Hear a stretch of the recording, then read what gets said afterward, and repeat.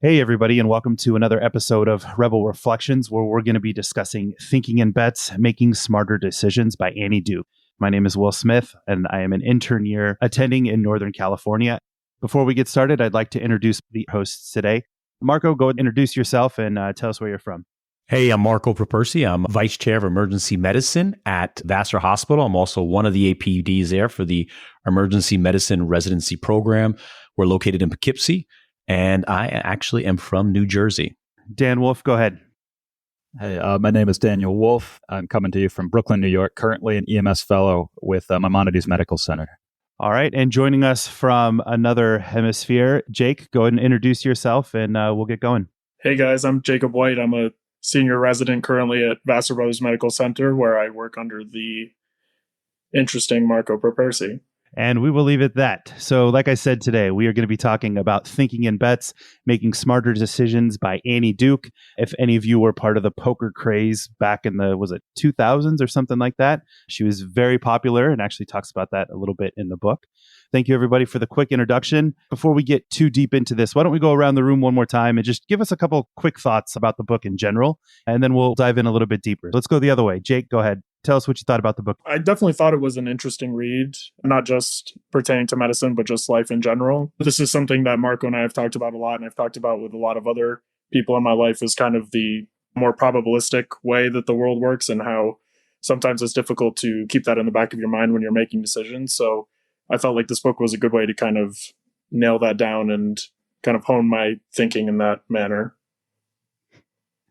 It's interesting you say that because there was a couple of things that I was reading, and as we were planning to go through the book, I actually had thought about you specifically. So we'll follow up on that in just a bit. Dan, what'd you think? I really liked the book. I have a tendency to think probabilistically, I think, in certain decisions and not others. Sometimes clinically, there's a right decision and a wrong decision.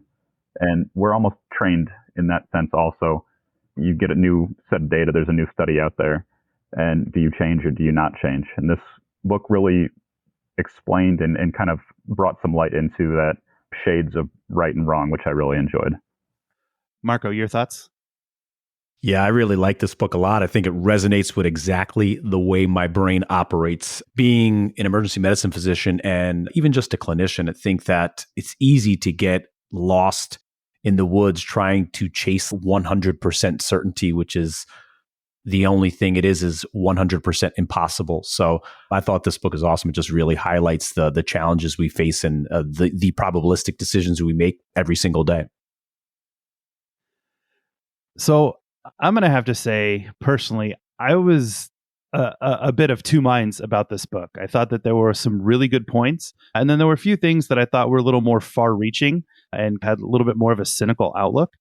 But in the end, I actually enjoyed the book, and maybe it was because we'll pull the curtain back a little bit. We've been trying to get this recording together for a little while, and I've had a couple of really tough, difficult patients over the past couple of weeks. And so trying to do some preparation for this podcast and then also having these difficult situations that I've been dealing with, I was able to put some of the concepts in the book together with what I was going through. And it really helped put things back into perspective. In the end, I agree with you guys. I think this was a very good book. Maybe it doesn't hit you right after you read it, but it is pretty effective. And for self-help books, I think that that's kind of the ultimate goal, right?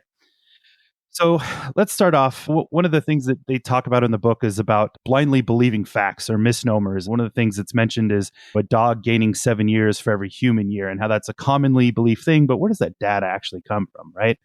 And unfortunately, the medical world isn't necessarily devoid of stuff like this.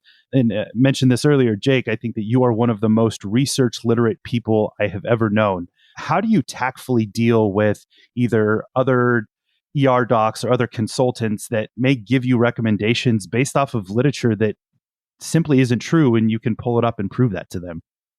So that's a really difficult question, and something that admittedly I've had to improve at during the course of my residency. And I think it was something that I was really poor at when I first started. But when I first started residency and throughout medical school, I think I saw things more black and white than they actually are. And I remember thinking, when people would say that, well, medicine is more art than science, I remember thinking, well, that's silly. It's science, just like any other science. But I've come to learn more and more that it really is more of an art. But my own experience being open to different ways of thinking is definitely very helpful. But at the same time, when you feel strongly about something, it's also important to stand up for what you believe to be the right decision for the patient. So it really is. It's just a very difficult question. And obviously it's just based on the person that you're speaking with and your own personal relationship with them. Some people, I think she mentions this in the book, in that it's important to understand what the goals of a conversation are, in that within the group of fellow professional poker players that she was trying to improve with, the understanding in the group was that they were truth seeking. So they tried to avoid any sort of biases or anything like that. But at the same time, not every conversation you have will have that sort of end goal. So I think going into a conversation with a consultant or another physician of any sort, or really anyone, trying to understand before you approach them how that's going to go and what the end goal is going to be, and that are they open to changing their mind, and is the goal of this conversation for us to find out what the best decision is, and if it's not, then obviously you have to approach it in a different way. But it's a very difficult skill, and it's definitely something that I'm still working on. Dan, I know that you said you're a fellow at MIMO. Recently, obviously, you've been in this resident position where it's very easy for consultants to try to step over you. And now you kind of have a little more gravitas and a little more authority behind the decisions you make and how you present yourself. How have you kind of dealt with this, consultants, and trying to battle through some of the things that they say aren't necessarily true, but it just seems more like medical dogma than anything that's actually supported by research? Yeah, absolutely. No matter where you go, there's going to be people that you interact with that are at different stages of training. They've been out of training certain lengths of time. Their practices were different where they learned. And so there's a wide spectrum of practice. And as data comes out and as we adapt our own practices and we call for consults, and we kind of, at least I usually have an idea of what I want from a consultant before I make the call. And if I don't necessarily get the response that I'm looking for, if I can respectfully bring about my concern or really my ask in a way that doesn't upset anyone, that's usually where I'll start. If I get a response that is very wrong or very much, I think, not in the best interest of the patient, something that I don't want to happen to that patient, that's typically when I'll have to take a firmer stance. And sometimes that just takes the form of saying, hey, this is what is in our literature.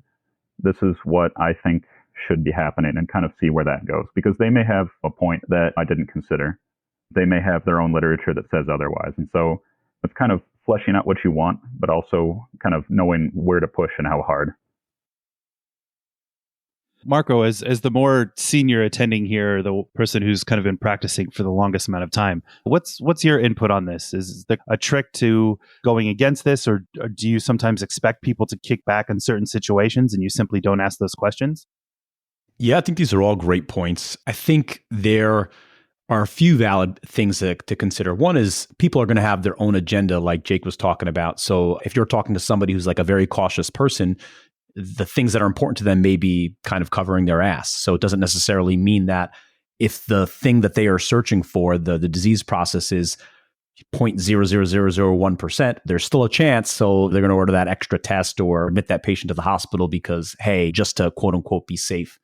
I think it's a really good point to know what is the ask when you're dealing with consultants, to have a thoughtful process about, I'm calling this person and I'm asking this very specific question instead of just kind of handing the problem over to them.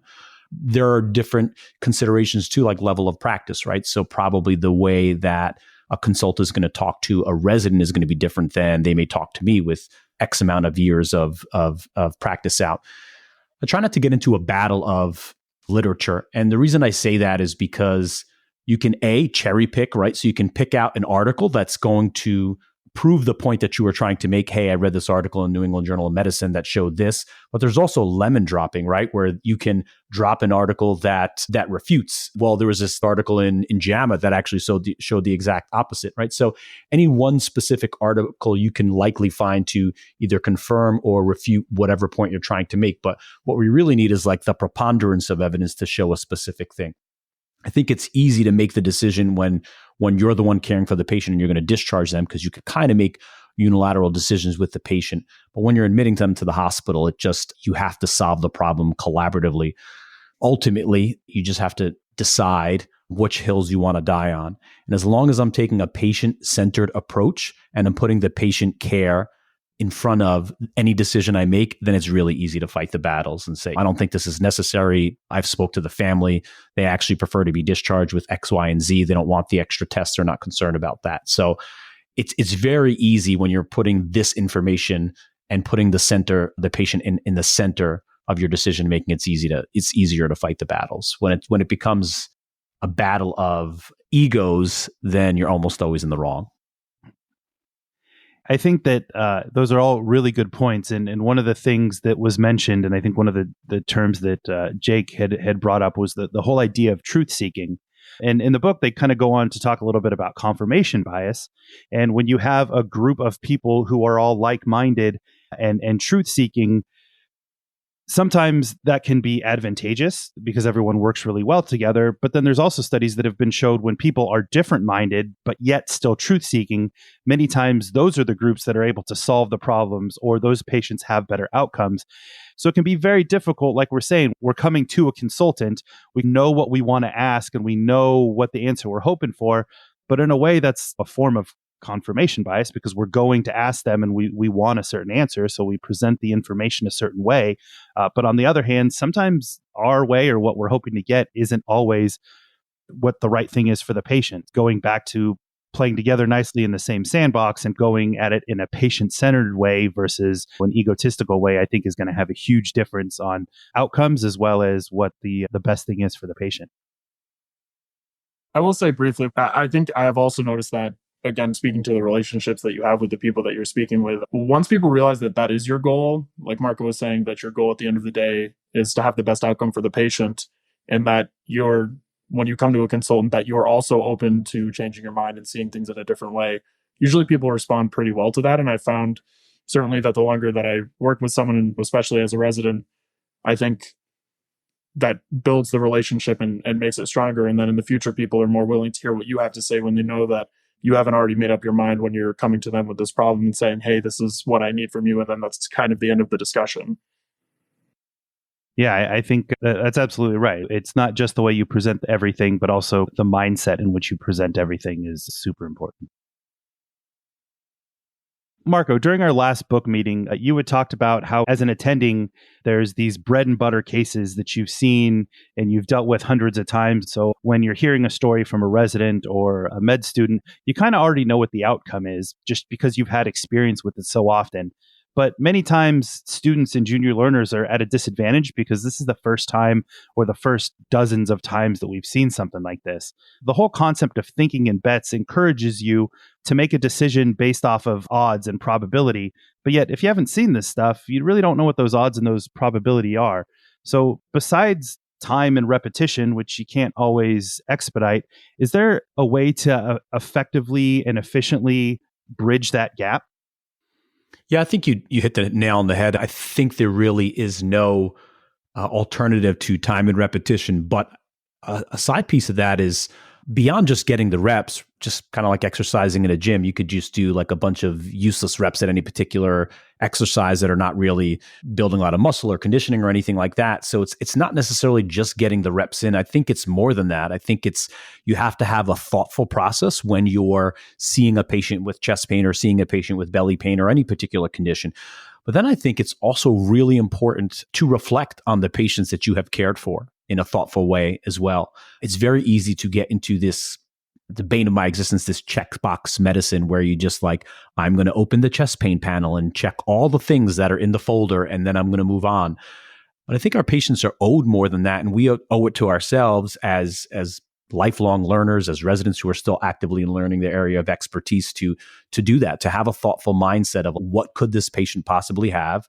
What are the things that I need to order that I'm worried about to rule in and to rule out my diagnosis? So I think reps and repetition and time are probably the most important thing, but it's very important to think about each case and to reflect on it when you go home. If you had a bad outcome or a really good case, like what are the things that I did really well in this case that I want to take forward with me on the next similar case or the next patient? If you don't mind if I interject really quickly, Will, something that I think about a lot is the concept of intentional practice. And the way I think about it is like, I've driven my car for probably some thousands of hours, But that doesn't mean that I'm an expert at driving my car. Probably I'm below average. So really, the kind of the old like colloquialism that 10,000 hours is what it takes to become an expert in something, I think is not the way that we should be thinking about this sort of thing. If there's no reflection or no guidance in the things that you're doing, then you're not really improving. Just because you've seen 10,000 people with chest pain, if you're not actively reflecting on them, you're not getting the most out of that situation that you can, and you're really not improving. And I think an important point in this is that knowing the part of the reflection is looking up the disease processes and things like that. And I used to think that things like prevalence of illnesses, it just didn't interest me that much until I think this point kind of got made to me by one of our co-residents, Madison Stroney. And I began to think like, well, just because I ordered this test and I found this thing doesn't mean that in that scenario, every single time I should be doing that, because if the prevalence is low enough, then you're probably doing more harm than good when you order that test in that exact scenario in the future, if that makes sense. The author actually touched on something very similar to this. She used the example of this notoriously bad gambler, and he gambled his entire life. He never changed his practice. He never really got better, and he continued to lose. They kind of talk about how experience alone does not make us better. You have to use what you are experiencing actively, and you have to identify then when an outcome has something to learn from.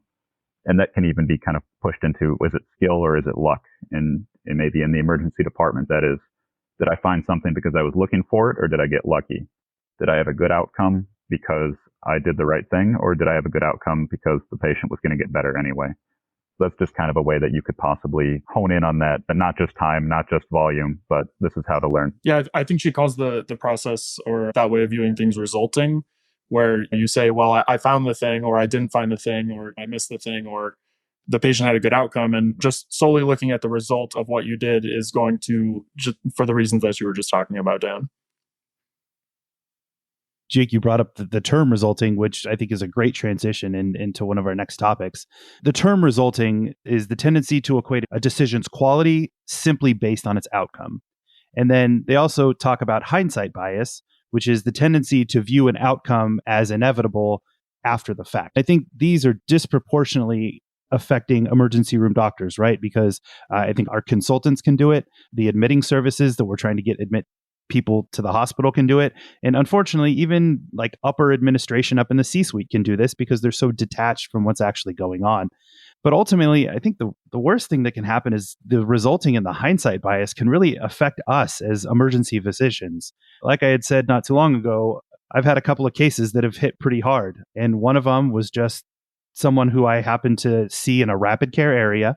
It was for like a chipped tooth. She was having extreme pain to the point where couldn't even open her mouth all the way so I could do an exam.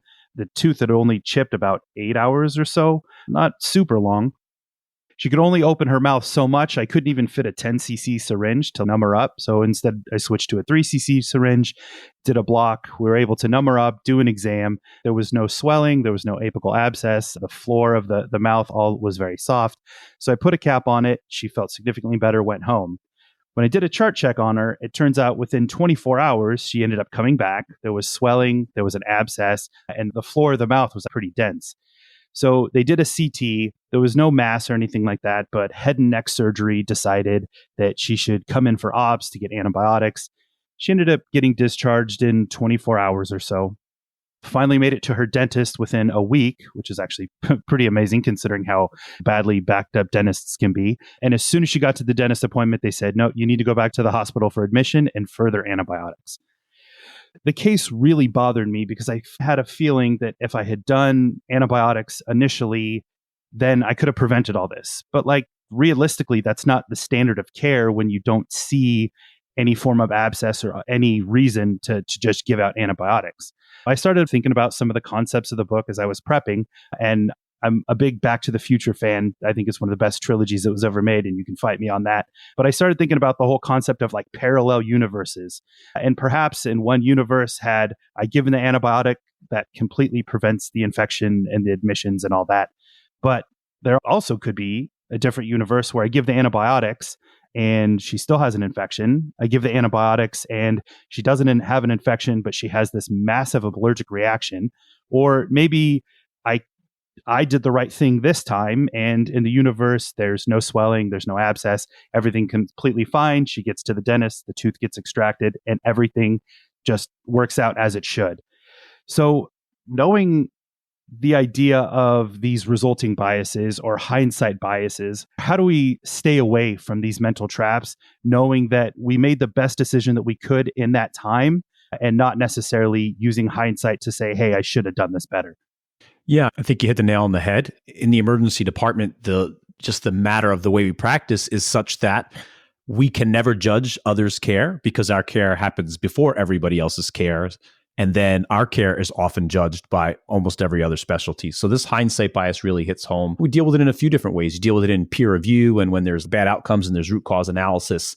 I think one, speaking it to existence. And I often say when I'm on peer review meetings or RCA meetings that, hey, we have to be really cautious about resulting or hindsight bias. And we have to make sure that we are judging this case with all the information that was known at the time that this provider made that decision. Because oftentimes when you have the positive CAT scan or all the results, the person bounced back and got antibiotics, then it's apparent that the abscess was there the whole time. So I think speaking it to existence and maybe allows people to be aware of their own internal biases and judge cases more fairly. The other key for ourselves, how do we not let these things affect us, is I think that's where the reflection comes in. I think by you reflecting on this case, I mean, there are lots of factors that could have gone into why the patient had to stay for 24 hours. And we had a case the other day where there was a dog bite. The doc decided to close it and put the patient on antibiotics. It's very well documented. The patient wound up coming back and having an abscess that needed to go to the OR anyway. So you could do everything perfect and bad things are allowed to happen. We can't prevent that as emergency physicians. The important thing to do is to reflect on these cases and realize, like, is there something that I could have done different or would have done different that could have changed the outcome in this particular patient? And if there is, you learn from that and you move forward. And if there's not, then unfortunately, you kind of have to take it on the chin. One of the things I like to say is that emergency medicine, we're like the cornerbacks of physicians. It's like if you get beat for a long touchdown, you just got to go back out there. I don't know if that's a healthy mindset, but something I think about all the time. Hindsight bias really does affect us disproportionately. Everyone here can think back on a bounce back case that they had. And when you hear about the course that happened, it just seems so clear. How could I have missed that? It's a perfect trap to fall into, that it was inevitably going to happen and that you did the wrong thing. I think actively thinking about how did you make the right decision, reflecting on it actively with that healthier mindset, preventing resulting. It's a way to improve our longevity. It's a way to, I'd say, like, ease unnecessary guilt over bad cases and bad outcomes, because those things are going to happen no matter how good you are.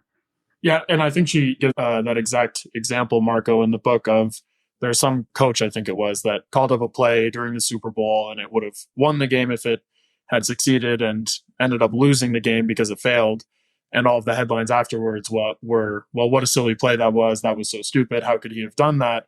When in that scenario, it seems like that was actually a very clever play. When other coaches were interviewed after the fact, they said that it was actually a good idea. And I think in emergency medicine and really in life in general, Marco's always saying that people want things to be like chess, where there's a certain amount of moves for you to make. If you just make the right moves, you'll have the desired outcome. But really, things are probabilistic and there's inherent risk in any decision that you make.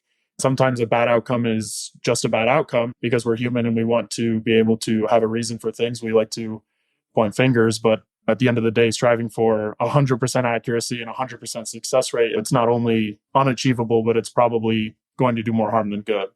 As a diehard 49ers fan, I'm more than happy to point out that the coach you were talking about is Pete Carroll, the head coach of the Sea Chickens, who lost in the Super Bowl to the Patriots.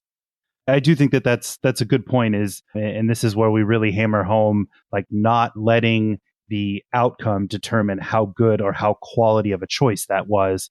Because, of course, if everyone's expecting one thing and you do something else and it works, you're a genius. If not, then you're Pete Carroll. I think it's important that we really highlight that concept that you just mentioned, Jake, about harms. So I think as clinicians, we have this altruistic mindset, and we want to believe that every decision that we make is for the benefit of the patient and will cause no harm. And I think making a clinical decision in real time when you consider the fact that we're making decisions with a lot of uncertainty. There's a lot of information that is just unknown to us, and we have to decide whether to give the antibiotics or not, whether to send this patient home because 2 troponins are negative or not, and the chest pain we think is atypical. But the opposite is not true, right? The opposite is admitting that patient to the hospital is completely harmless. Giving those extra antibiotics is completely harmless. And you touched on it too when you talked about the alternate universe and they have an allergic reaction. Patients die from medicine all the time. They die in the hospital from bad outcomes because we administered some medicine or did something to them. So I like to call it weaponized medicine. If some medicine is good, then more medicine must be better. Just in case we should admit this person to the hospital. You never know. Just in case we should get this extra test, we should get this extra CAT scan. There's a chance that the test that you're going to order may be a false positive, and you're going to go down deep into this rabbit hole and expose this particular patient to all these unnecessary procedures or tests or cardiac catheterizations. And these things are not completely harmless. I think that's really important to understand and take that home, that if you're that extremely cautious provider who's going to order the extra test, the extra CAT scan, the extra troponin, these are not completely benign things, and they could wind up harming the patient. I think that's something that Dr. Bornstein, our program director here, likes to talk about quite a bit, is that at a certain point, when your pretest probability for whatever it is that you may be looking for is low enough, you actually have a higher rate of false positives than true positives for whatever it is that you're looking for. So you probably are doing quite a bit of harm by having that mindset. And I also think that it's important to realize that having that mindset is going to take you further away from probably a more beneficial mindset of thinking about the risks associated with everything that you're doing and associated with the iatrogenic arm. I think we can use kind of this idea of is more necessarily better and how it many times isn't to bring up one of the last topics that I thought was really interesting in the book. And that's the idea of the decisive brain versus the reflexive brain, and how during decisive decision making, it requires a significant more amount of energy and attention when we're on our 11th hour, coming up on our 12th hour, and we've just been crushed all day long, patient after patient after patient. It becomes very mentally taxing. And sometimes we see a patient and we're like, it's just going to be easier to order these tests. And I'm going to do the whole protocol thing that Marco had talked about earlier, just to make sure that I don't miss anything. But like we have just said, that can actually cause more harm than good. So do we have any tips that we've been able to come up with to avoid this decision-making fatigue and overreaching and when we really don't need to? Decision fatigue really came right up, like, to the forefront of my thoughts when I was reading this part of the book. That propensity, when you get tired, you just don't have any more energy left to contribute to really thinking, is this the best course of action? You run out of steam. Your body reflexively goes to the easier thing, that reflexive, easy, thoughtless decision. And that's not always the best decision. I couldn't think of a great way to avoid decision fatigue because we are just inundated with decisions the entirety of a shift. I actually thought it had to do more with my mindset of coming onto a brand new shift. And I get a handoff of a bunch of kind of partially formed thoughts, some weird patient workups, some other things like that. And to me, almost taking those and starting fresh with a brand new energy might do better for the patients than going forward and doing the same thing, making them disposition their patients quickly so I don't have to deal with the old ones. Yeah, I think about this quite a bit also. This highlights something I talk about on shift and residence. But when I think about decision fatigue, and this is how I try to educate residents and students on resource utilization. You touched on this earlier, but when a student, for instance, is seeing a chest pain, the differential diagnosis for them is like humongous, because if you think about patients' complaints and you're going to put them in like different buckets, this is my acute coronary syndrome bucket, this is my musculoskeletal chest pain bucket, this is my dissection bucket, this is my bucket for pulmonary embolism, this is my chest pain associated shingles or something. Probably a medical student has just like one big bucket where they're putting everything in. So anybody who comes in with this complaint is getting all the things. But as you get more experience and you've made these decisions so many times, it doesn't take the same amount of energy. When I think about being an intern or student even, how much energy it went into and how much decision fatigue and how much mental energy I needed to take care of a patient who was in rapid AFib, for instance. You go home exhausted. But as you get more experience, you've made those decisions so many times, you don't necessarily get as tired because you have more buckets and you have more pathways that you've been down, and those pathways are very familiar to you. It's the same reason why when you're driving to work, you don't think about, okay, I'm getting in my car, locking the door, putting my seatbelt, putting the key in. You just do it. You're not making the decisions per se. But I also think it's important for me is that when patients have declared themselves for something obvious like a STEMI, okay, I think it's probably okay to use the STEMI order set because it's very algorithmic after that. When you have these undifferentiated patients, I keep decision fatigue at bay by not ordering from checklists or checkboxes or folders, because I think that's when you get into this kind of mindset of you're just going to order all these things, whether they're necessary or unnecessary, but also could be harmful because if you're not actively having a thoughtful mindset and just going to say this person came in with belly pain, well, there are lots of things that aren't in the belly that can cause belly pain, or there are lots of things that are not in the chest that can cause chest pain. So you may just be totally in the wrong location or in the wrong process or having the wrong differential diagnosis. And because you just offloaded it to a checkbox, you're just like way, way, way far out there. So for me, I think sitting down, thinking about the tests I want to order and ordering them individually is a way that I try to make sure I'm having a thoughtful, reflective process when ordering medicines. And I think it's also important to try to have a specific cutoff of like, is this just not healthy for me or the patient to see a patient at 5 minutes before my shift ends? One of the ways that I've been able to combat this fatigue, and I think the idea really got started most intensely when I was on a shift with Marco, and it was running your list, going through each patient and asking yourself, how have we gotten to the point where we are? What are we currently doing about it? And then what is our disposition? When you do that with every patient, but you do it throughout your shift, you're always having the ability to reset and figure out, okay, this is where we've come, this is what we're doing, this is what we need to do. And then you move on to the next patient, and then you move on to the next patient. So you're having the ability to refresh your brain and blocking out all the other patients and focusing on this one thing. And when you do that at the third hour and the fourth hour, it's definitely a lot easier than when you're doing it at the 11th and 12th hour, but still giving yourself the chance to focus, reflect, and then figure out where you're going, I think really helps you from making any rash decisions and saying, well, normally I wouldn't order this or whatever, because you're actively going through it each time just to make sure that you stay on track. And it's a lot easier to fall off the track when you don't have the steady guide throughout the decision-making course and you just do this Hail Mary at the end versus taking that time, which may seem very redundant, but almost becomes reflexive in the fact that you're reflecting each time. And I think that is a huge help and still probably not as efficient, and studies have shown this, in our last hours, but it makes us certainly more efficient than if we're just a huge wide net and hope for the best. I think something that's also important is just making sure that you're recharging adequately in between your shifts, which is why I totally refuse to make any decision whatsoever when I'm not in the emergency department. So what are we getting for groceries tonight? Not my problem. Going to see a movie? Not my problem. I'm doing it for the patient. I'm not an indecisive person, and you should stop saying that. Jake, that's awesome. You hit the nail on the head. I say this all the time, is that I think the time that you spend away from shift recharging is as important as the time that you spend on shift actively doing patient care. That recharging the batteries is really important for just enjoying emergency medicine, enjoying your job, and delivering expert emergency medicine care.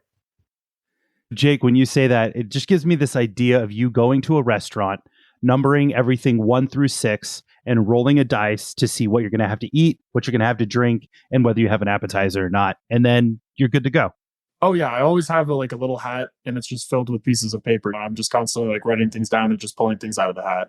Really, it keeps me fresh on shift. If people throw a few quarters in there, then hey, it's just a little bit cheaper of a meal. No big deal. Yeah, you should try it. It's a great way to live your life. All right, guys. Is there anything else that you wanted to add? I know we talked about a lot of different topics in the book. Anything else you guys want to add? I want to add that Jake is in Peru right now, and you look amazing on screen. Oh, thanks so much. I appreciate that. It's probably just the, I don't know, Southern Hemisphere lighting or something like that. I'm sure you look well rested. All right. With these Rebel Reflections, we're going to do a write-up. You can go to rebelem.com, check out all of our Rebel Reflections that we've done in the past. We have more planned for the future. Marco has also put an incredible amount, as well as both Jake and Dan and myself. Not as much as Marco, but there's other articles, literature reviews. There's a lot of very good resources on the website.